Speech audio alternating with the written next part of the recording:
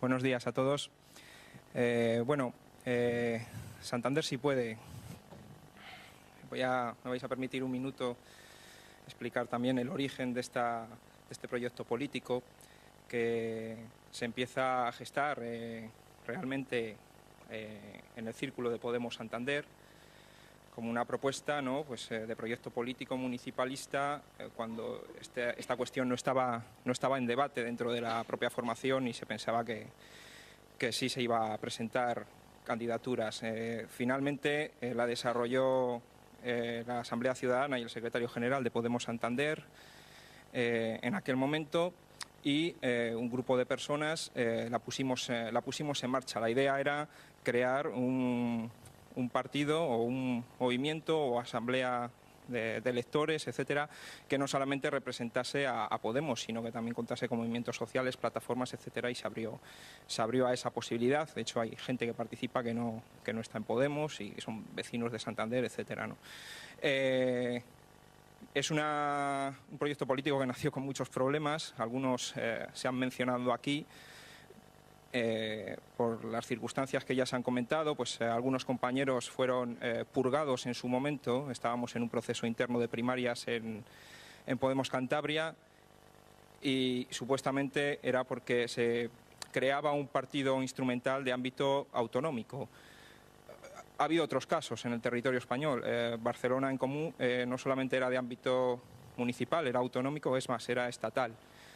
Realmente esos errores se cometieron y es bueno que ahora se reconozcan porque la única voluntad que había en las personas que impulsábamos esta candidatura era dotar a los ciudadanos de Santander de una opción dentro del ayuntamiento, dotarles de una voz que representase sus intereses, ¿no? Bueno, y agradezco el gesto de Podemos, bueno es que se reconozcan y que vayamos dando pasos a normalizar las cosas, porque Santander necesita un proyecto político-social de izquierdas, mayoritario, que tenga la capacidad, dentro de 2 años y medio y durante todo este tiempo, de romper la estructura de poder que hay en nuestra ciudad con un gobierno de la derecha desde hace 80 años y además una derecha bastante radicalizada, ¿no? Con estas dificultades nosotros entrábamos en el ayuntamiento con otras dificultades además que después hemos tenido que sufrir. La situación nuestra ahora es que yo soy un concejal no adscrito oficialmente. Según el equipo de gobierno soy un tránsfuga y además un delincuente, pero realmente lo que soy es un concejal no adscrito y Santander si puede es lo que yo tengo detrás y es quien trabaja para los ciudadanos de Santander. El éxito de nuestra acción política, por lo tanto, depende de un equipo de personas que están trabajando por la ciudadanía de una forma extraordinaria, desde mi punto de vista. Nuestra experiencia en el ayuntamiento, pues, como digo, está siendo una experiencia muy dura, muy difícil, muy combativa. Lo primero que nos hemos encontrado y lo primero que queremos destacar, porque realmente no es una percepción que se tenga desde fuera, es la falta de democracia que hay en la administración local. O más concretamente, es decir, la administración local necesita una reforma profunda que garantice que el comportamiento democrático dentro de los ayuntamientos no dependa de la voluntad del que gobierna, ¿no? En el Ayuntamiento de Santander no es que sea antidemocrático, es que es casi presidencialista la gestión. La mayoría de las competencias están transferidas o dependen de la Junta de Gobierno local. El Pleno tiene muy poquitas competencias y en esa Junta de Gobierno local, al menos bajo el mandato de la Serna, se hacía lo que él decía y punto, ¿no? Entonces, la labor básicamente de la oposición se centra en una labor, pues eso, de fiscalización, de denuncia, evidentemente de presentación de propuestas, pero que sabemos que con una mayoría consolidada, aunque no sea absoluta, en el caso del Ayuntamiento de Santander es como si fuese absoluta gracias a la colaboración de Ciudadanos, pues prácticamente bloquea cualquier medida que quiera presentar la oposición que pueda tener una trascendencia significativa en la política a nivel municipal. Hay falta de transparencia, aunque este ayuntamiento, el equipo de gobierno, se jacta constantemente de que fue el primer ayuntamiento en aprobar una ordenanza de transparencia. Claro, lo hicieron los primeros, lo hicieron deprisa y mal para decir. Después año tras año y mes tras mes y pleno tras pleno, que fueron los primeros en aprobar una ordenanza de transparencia.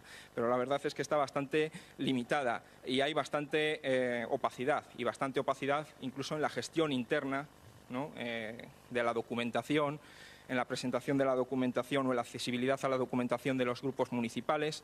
Hasta hace escasamente un mes, nosotros cuando hacíamos una solicitud para solicitar un contrato o solicitar cualquier cosa, nos tenían que contestar en 5 días sobre la disponibilidad, pero nos teníamos que pasar 3 meses esperando. Ahora es un mes.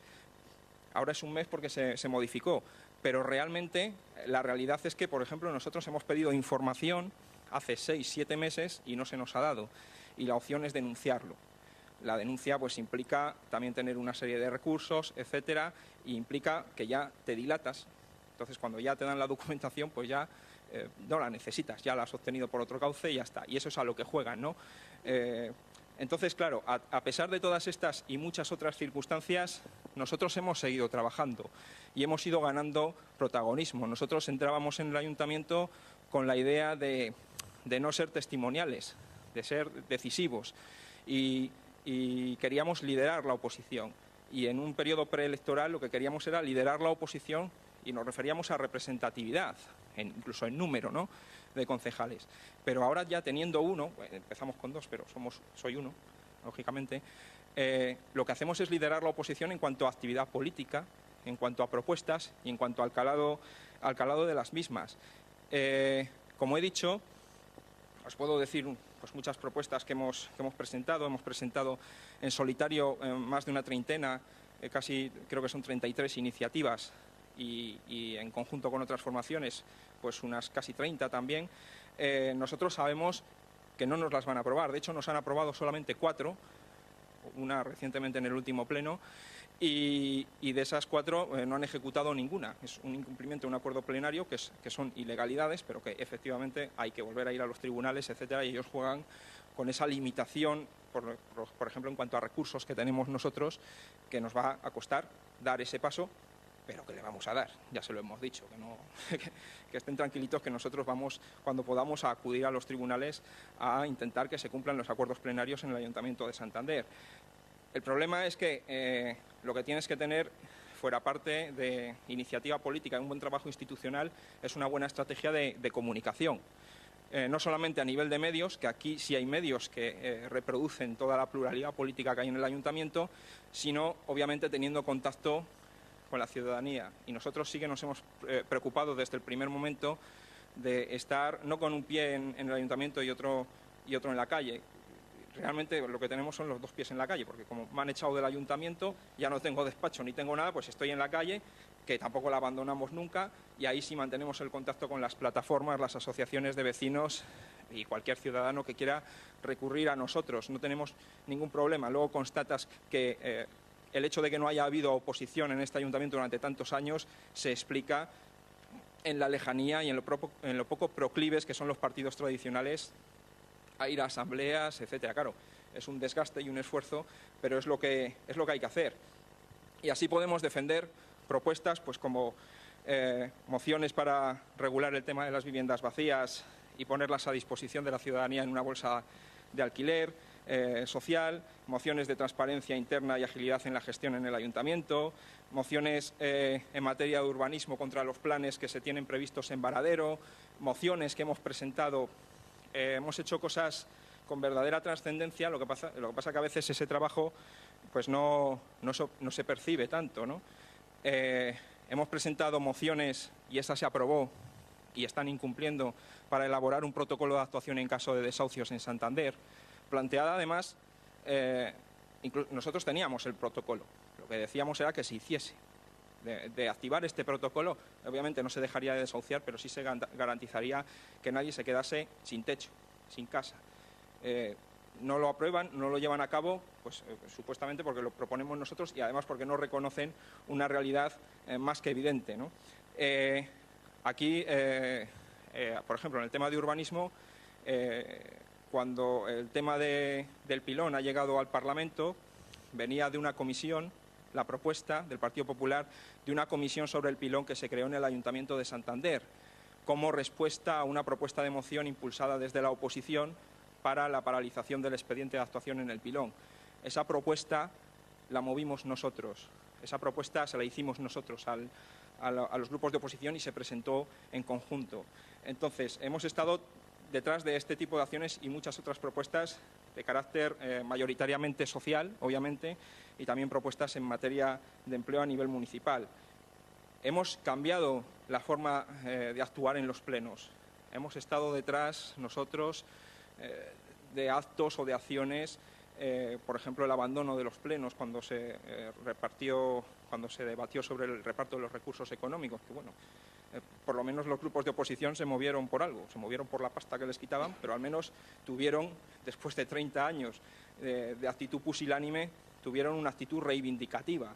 Y eso fue un gesto también detrás del cual estuvimos nosotros.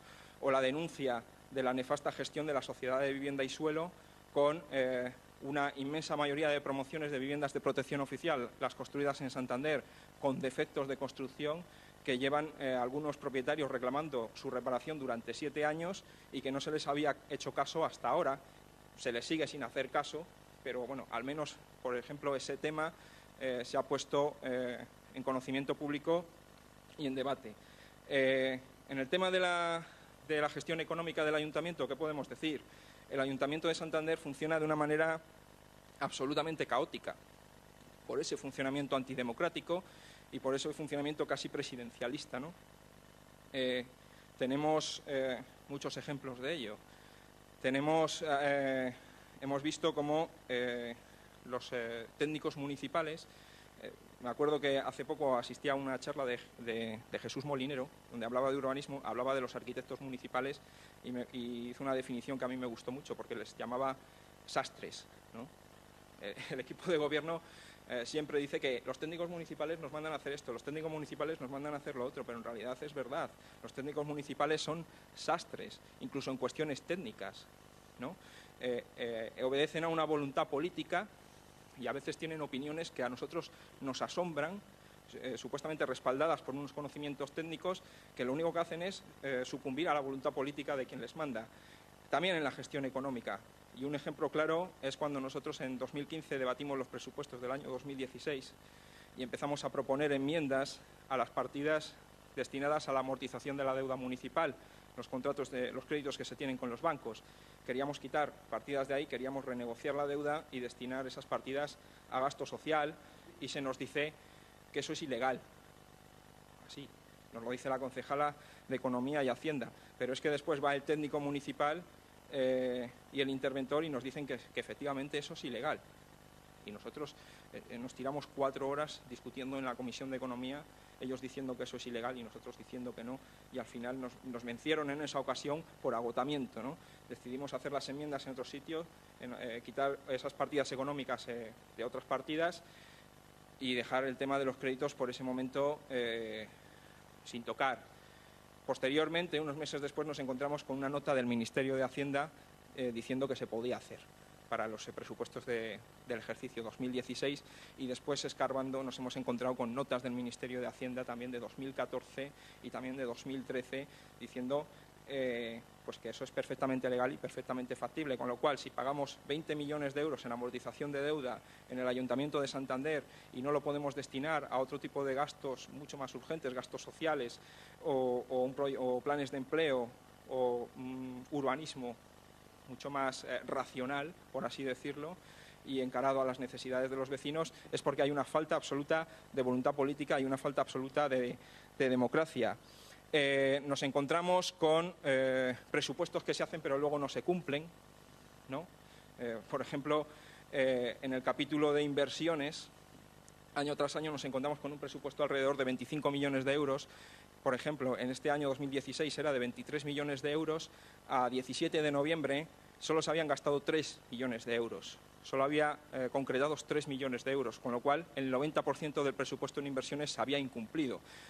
Nos encontramos con partidas de gasto social como el Fondo Extraordinario de Emergencia de Sostenibilidad Familiar de 500.000 euros, que en el año 2015 solo se gastaron 130.000 euros y en el año 2016 todavía no se ha tocado. ¿Cuál es la trampa? Y esto es absolutamente antidemocrático. Esto va al ejercicio siguiente, esto se llama remanente de tesorería, Y esto, según la ley, solamente se puede destinar a unas partidas concretas que son inversiones financieramente sostenibles, que básicamente son gastos en urbanismo, en mejoras de calles, etcétera, o en infraestructuras como el túnel que se va a hacer en General Dávila, que dicen que va a mejorar la vida de los santanderinos. No saben, yo les pedí explicaciones sobre informes técnicos o lo que quisieran de qué impacto iba a tener eso en la vida de los santanderinos, mejoras económicas, etcétera, en el empleo. El alcalde me dijo que iban a trabajar 1.500 trabajadores allí. Digo, joder, ¿no? ¿A dónde llega ese túnel? ¿Hasta dónde bajamos? ¿A qué profundidad nos vamos? Porque vamos, 1.500 trabajadores. Bueno, no sé si ya me he pasado del tiempo. La gestión es nefasta y nos lleva a una falta absoluta de liquidez, sobre todo en el tema por el tema de subcontrataciones de servicios públicos, que en este ayuntamiento ese capítulo, en ese capítulo están destinadas las ayudas sociales, que son de 6 millones de euros, pero ese capítulo en total son 78 millones de euros. Nosotros hemos hecho enmiendas a los presupuestos, no las voy a repasar porque ya me he pasado del tiempo, ya voy acabando.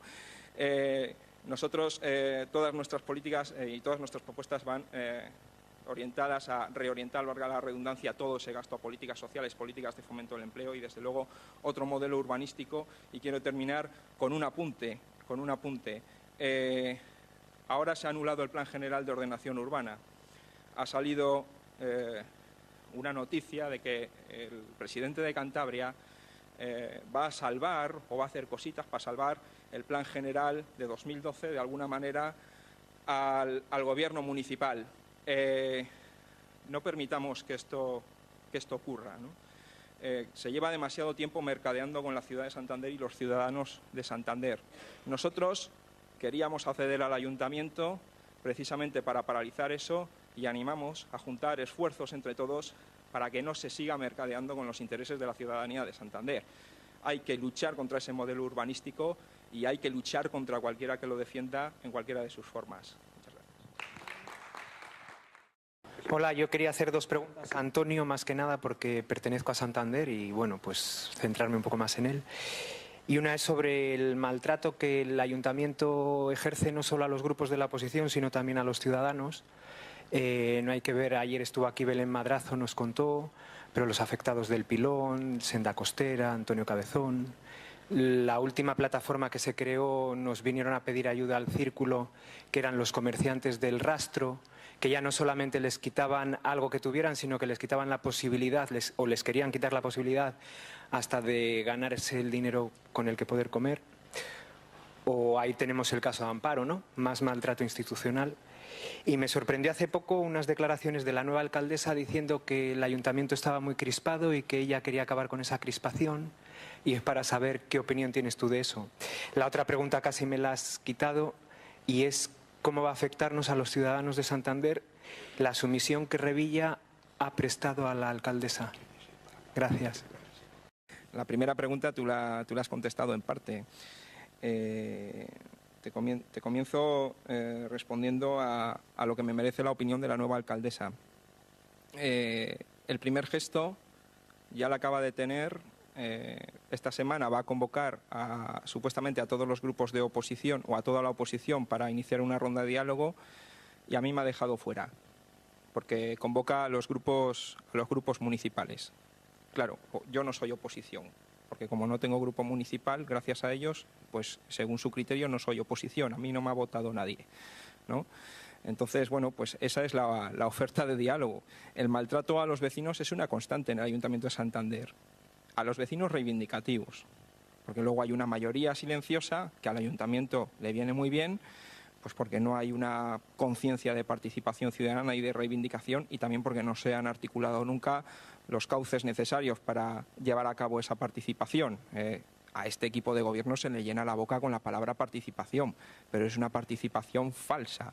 Es como mucho información de sus iniciativas y una información muy limitada. Pero lo que más me sorprende es, ante ese trato absolutamente despectivo a los ciudadanos, que que tratan de no mostrar demasiado en público, pero que en privado sí que se produce cuando alguien acude a sus despachos a reivindicarles algo, o el alcalde se reúne con asociaciones o plataformas que le echan la culpa de algo, ahí salía el verdadero de la Serna, ¿no? Con una actitud bastante soberbia y bastante prepotente y casi amenazadora, ¿no? A mí me ha sorprendido las declaraciones, por ejemplo, que hay hoy también en el periódico, en el diario Montañés, de la alcaldesa, diciendo que a este equipo de gobierno no le ha importado nunca pedir perdón a los vecinos que son afectados por sus políticas. Habría que preguntar a la familia de Amparo Pérez cómo le han pedido perdón.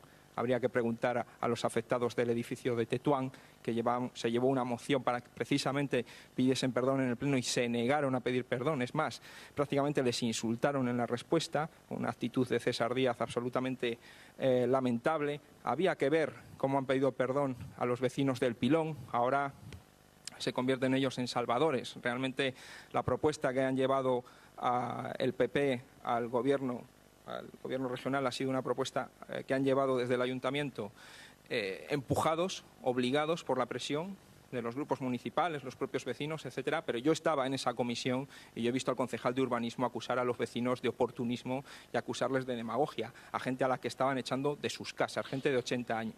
Es una actitud impresentable, de una manera absolutamente constante. Y con la oposición también la tienen, y con la oposición como la que hacemos nosotros, que estas cosas, porque nosotros no tenemos por qué moderar el tono cuando llegamos a las instituciones, se las decimos en los plenos con el mismo tono y con las mismas palabras que se dicen en la calle, pues te puedes imaginar, ¿no? Por eso hablan de crispación, pero claro, ¿quién crispa? ¿Quién dice la verdad o quien acusa a un concejal de haber cometido delitos sin ninguna prueba? ¿O quien insulta a los vecinos? Pues esa es la actitud, y esa es la actitud que siguen manteniendo. Yo no sé si cambiarán o no. Y respecto a la segunda pregunta, pues hombre, a mí no me sorprende la actitud de Revilla. A mí me parece que Revilla, yo lo voy a decir claramente, me parece una persona oportunista, una persona que siempre ha hecho prevalecer su propio proyecto político personal, y como he dicho antes, es una persona que ha mercadeado con los ciudadanos de Santander durante 30 años. Y por eso el PRC no ha hecho oposición en Santander nunca. La estaba empezando a hacer ahora un poquito, obligado por las circunstancias, obligado también por nuestra presencia y por tener un poquito de dignidad. No me sorprende para nada y no sé cómo puede afectar esa decisión que debe haber tomado en solitario o consultándola no sé con quién, pero bueno, supongo que allí se toman las decisiones así. Desde luego, lo que sí sé es que a nosotros, si lo que pretende es salvar en todos sus términos el Plan General de Ordenación Urbana, siempre en todos los planes hay cosas que se pueden hacer, pero desde luego nosotros lo que creemos es que hay que hacer un nuevo plan con mucha mayor participación y escuchando a la ciudadanía, a nosotros nos va a tener enfrente. O sea, eso seguro.